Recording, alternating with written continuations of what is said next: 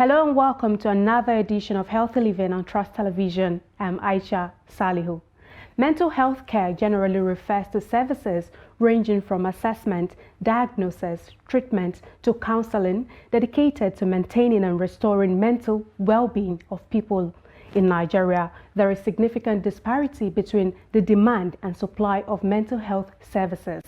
Though there are policies aimed at addressing mental health issues in Nigeria, but in-depth information on mental health service in Nigeria is non-existent. This makes it difficult to identify areas of needs, coordinate activities of advocacy groups, and make an informed decision about policy direction. In effect, there is continued neglect of mental health issues. On this edition of the program, we will be taking a look at the innovative method of maintaining mental health through the use of art therapy. About 25 to 30% of Nigerians suffer from mental illness, and less than 10% of this population have access to professional assistance. The World Health Organization estimates that only about 3% of the government's budget on health goes to mental health. We'll now join Dr. Motunrayo Oyelohunu, who is a consultant psychiatrist at the Olive Prime Psychological Services in the FCT, as she tells us more about mental health care. Mental health is a state of well-being in which an individual is able to realize his or her own potential, can cope with the normal stresses of life, can work productively, and can also contribute to his or her own community. And if we look at this definition, it shows that mental health goes just beyond the absence of mental illness. So it doesn't mean somebody is not mentally ill, so it means they're in optimum mental health. It means all this and more. They are able to, so that means someone can actually even be mentally ill, be on treatment, and still able to cope, using being able to fulfill all these as defined by the World Health Organization.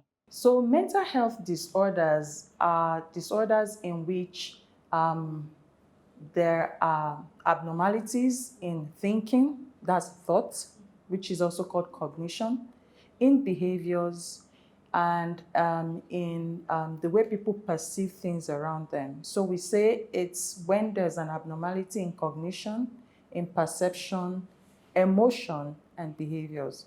And so there are a vast number of mental health disorders, and we can broadly classify them into, so if we look at some of the classificatory systems we have broad categories, we now have disorders under them. So mental health issues, like I said, are vast. So we have psychotic disorders, examples are schizophrenia and other psychotic illnesses. There are mood or emotional disorders, which we also call affective disorders. Examples are depressive disorders, which a lot of people are aware of. We have bipolar affective disorder as well, and other mood disorders, dysthymia, cyclothymia. There are also stress-related disorders, such as post-traumatic stress disorders, acute stress reaction, and acute stress disorders. And of course, another category is the substance use disorders, which people can have addiction to psychoactive substances, but there are also other addictive behavior disorders, like people can be addicted to gambling, people can be addicted to gaming. We have gaming disorders as well. And of course, we still have several other mental health disorders, which I have not mentioned. We have the obsessive compulsive disorders. I must at this point also mention that we still have disorders that affect children and young people, which are also being managed by mental health professionals. So disorders like attention deficit hyperactivity disorders, and other neurodevelopmental disorders such as autism spectrum disorders are also managed by mental health professionals. There are also oppositional defiant disorders, there's conduct disorders, and so much more. A lot of people do not also know that a lot of sleep disorders are managed by mental health professionals. So sleep disorders can also come under the purview of mental health problems. Some of the symptoms of mental health problems are actually very similar to things we experience on a day-to-day basis. So there can be normal variations. So somebody is not eating well, somebody is not sleeping well. This could be normal, but they could also be abnormal. So it's not until someone becomes grossly psychotic or has lost touch with reality, the one everybody terms as somebody who has a mental illness. So examples, just have said that mental illnesses or disorders are abnormalities in thoughts, in behaviors, in emotions, and also in perception. So examples could be that somebody becomes I would say, has an abnormal perception. So is hearing things that other people cannot hear, is seeing things that other people do not see, not while sleeping, while wide awake, in clear consciousness. People can have anxiety, undue anxiety, in which they are not sleeping well, their sleep is interrupted. There could also be people, have undue sadness, which lasts for longer than 2 weeks or more. Loss of appetite that cannot be explained by other reasons, maybe physical ill health, poor sleep. Sometimes sleeping too much could also be an indication of a mental health issue. So even abnormalities of thoughts, like people believing that without concrete evidence that maybe people are after their lives, they are being monitored, their phones are being hacked. But we don't take all of this in isolation. That's why I said they can be, normal things that people do, but we have to put everything together to really make a diagnosis of a mental health problem.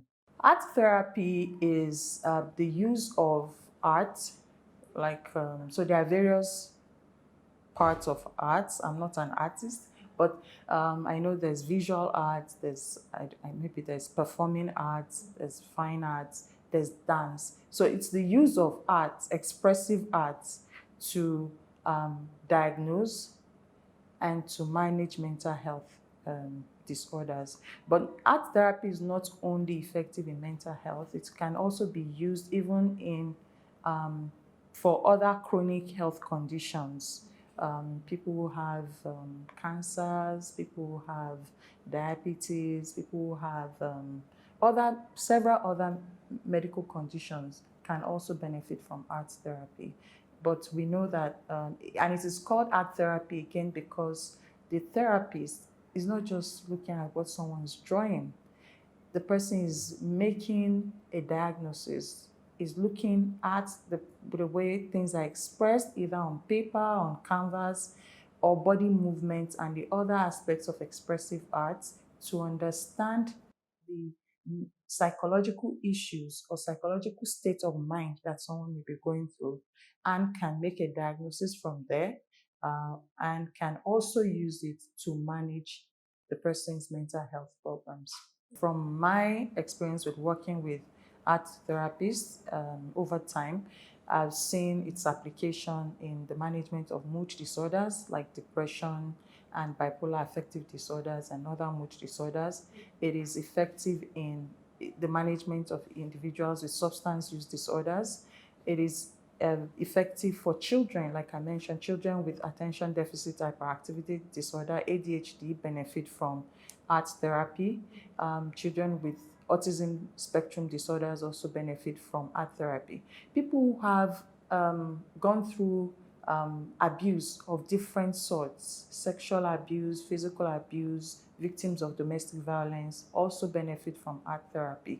Individuals who have had PTSD, post-traumatic stress disorder, have benefited. Even old people with dementia, which I didn't mention when I earlier mentioned the types of mental health disorders, also benefit from art therapy.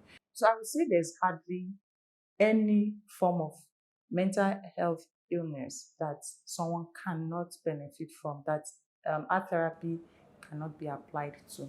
It has a wide range of applicability in in mental health space. There aren't a lot of places where art therapy is being used, and there aren't a lot of people, even professionals, who are aware of the applicability of art therapy in mental health. Prevention comes from one, we need to be able to manage stress effectively.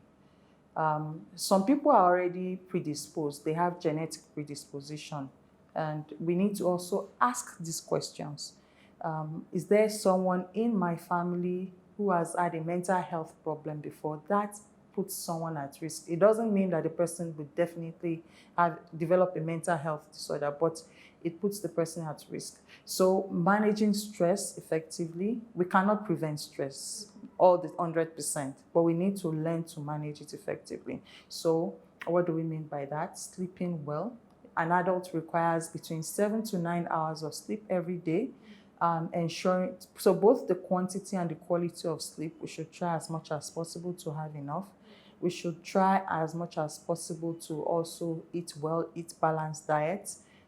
We need to also stay away from things that could worsen our mental health, like psychoactive substances, alcohol, substances like cannabis, caffeine, which if taken excessively could be a problem.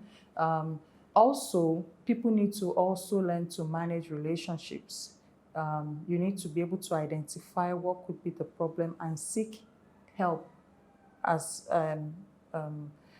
quickly as possible. We also know that physical health can also impact on mental health. So when people are sick physically, they are sick in their body, and especially chronic health conditions can also have an impact on mental health. So people should also seek help to manage those. People should also learn to quickly, go to the hospital, and they should not be afraid to even talking to mental health professionals. It is not until we have a full breakdown that we need help. We need help as quickly as possible. We also need to identify that maybe when somebody's behavior is changing around us, it is not the time to start laughing or castigating the person. We need to ask further questions, talk to people who may know, to seek help for them. There are some things we cannot change. We may not be able to change our maybe where we live, the families we are born into, but we need to learn how to manage the stress that may come with certain things effectively. I was going to say something which I forgot, also about managing stress. So even when people are exposed to certain highly stressful conditions or situations after maybe an abuse, we need to ask and go for help. Let's talk to people who will help us, not to just anyone. Uh, Also, we keep talking about work-life balance. Work can be stressful. Sometimes, if your place of work is too stressful and is causing you to almost break down, you're not sleeping well, then you need to look at it very well and see how you can make changes to whatever it is that is causing you a lot of stress. Improving awareness. That's one. Let people know that there are facilities everywhere within the country where you can access mental health care when you go to the hospital. Government should also increase funding for mental health services. Training of specialists, both doctors and other allied, because we don't work alone. Psychiatrists don't work alone. We have all our colleagues, the psychologists, the counselors, educational therapists, even art therapists. There should be more funding and there should be more training opportunities so that we have enough hands. Because right now, ever since I was in school, medical school, we've been hearing that there were about 200 to 250 psychiatrists in Nigeria.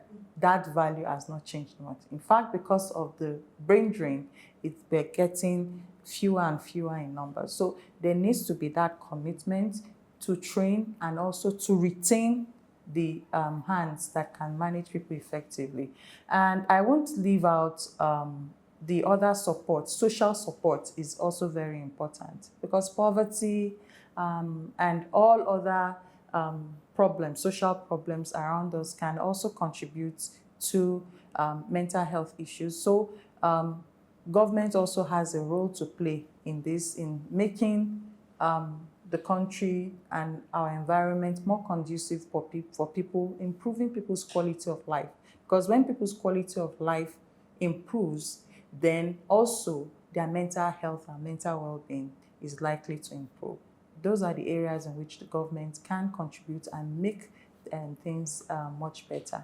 And I would also say, I mean, we can give more opportunities for more information to be passed on, online. We also need to tackle the menace of substance use, because it is a big problem, especially for our young people in this country. It has become an epidemic, and we need to not only provide facilities to treat those who are affected, but also to reduce the supply in our communities. All of this will help are areas that the government can come in for our people. The care gap is as a result of various factors, like the knowledge gap, in which people do not have appropriate information about the causes and treatment for mental illnesses. Factors hindering the management of mental illness in Nigeria include myth and traditional beliefs, inadequate mental health facilities, and a number of mental health professionals. We'll go on a quick break now, and when we return, the program continues. Stay with us.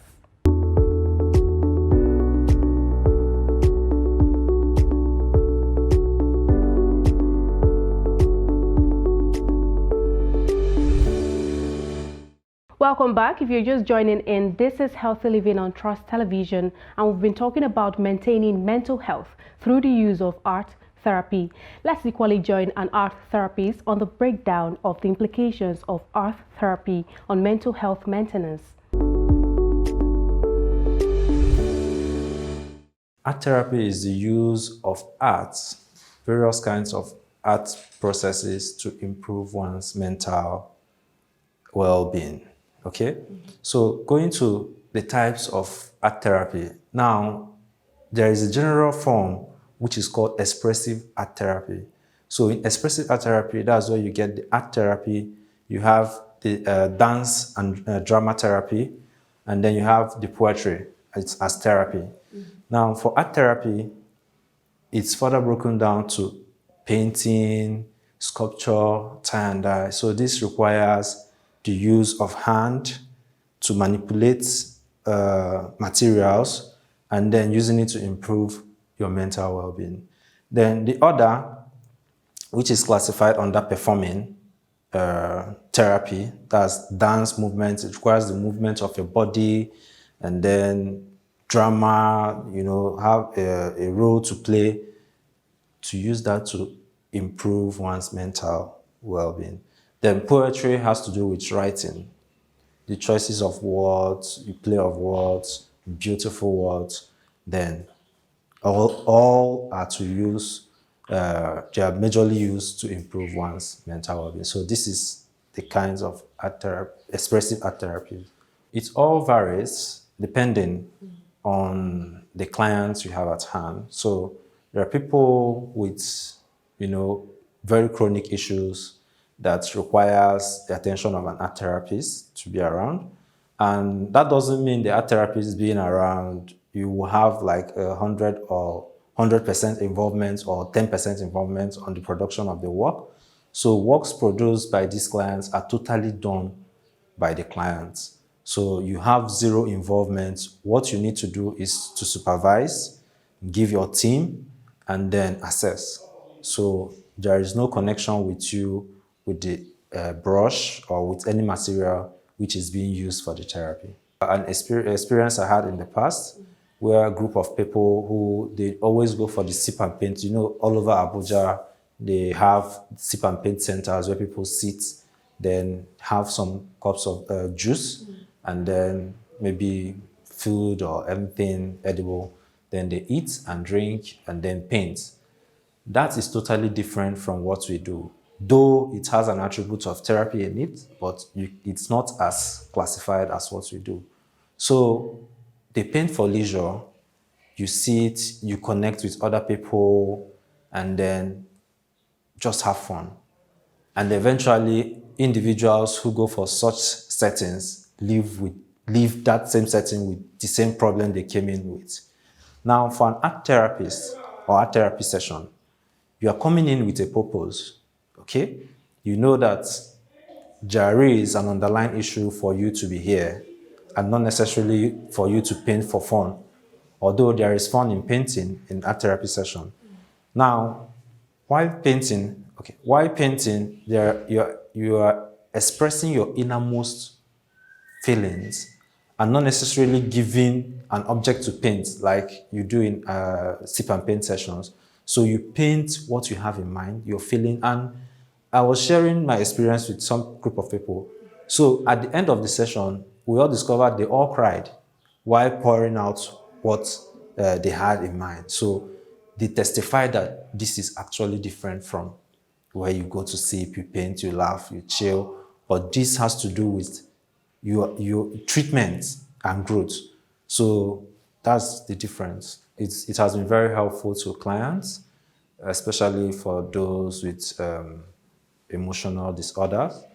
And because I work directly with doctors and psychologists, it has been very easy to give a very, would I say positive result, or a good result to attaining to diagnosis.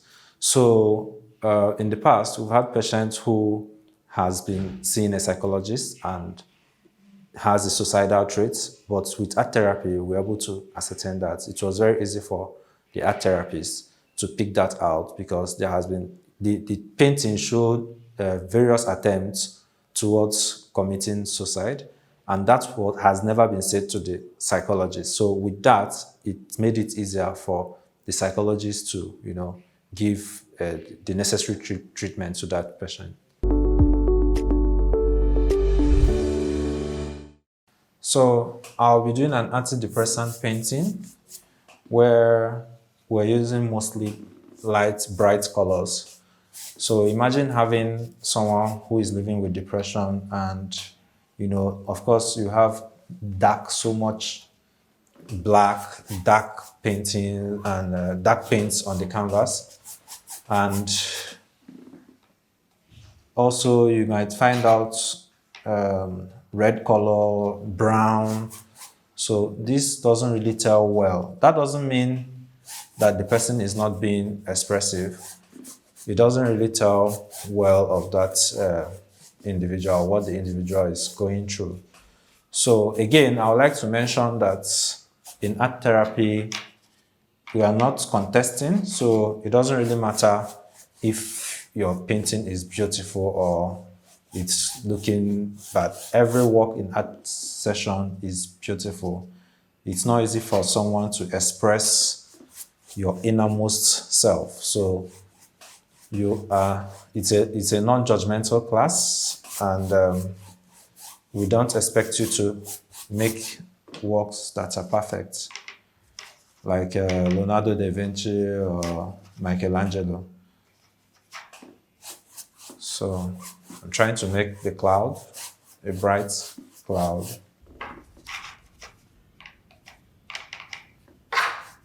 Questions are being asked if an ordinary person or someone with an improved mental well-being can venture into art therapy. Yeah, why not? You can. So in Maple Art Therapy Services, where I work, we introduced a mandala booklet that is very accessible, very easy to use for everyone, both young, old, the elderly, for children as well. So we encourage you to, everyone out there, to get it. It's just a coloring book where You are expected to paint in intricate designs just with your colored pencils. And then, of course, it will always come out nice and beautiful. So that's for everyone out there, both people who are struggling with addiction or any kind of mental health disorder, and then for people who are well.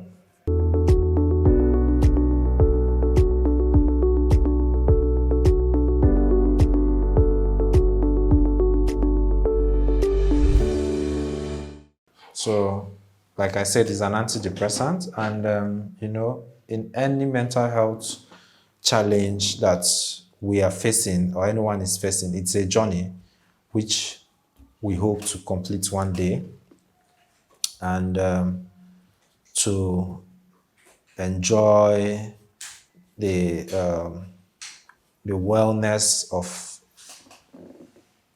a mental state. So this is a road.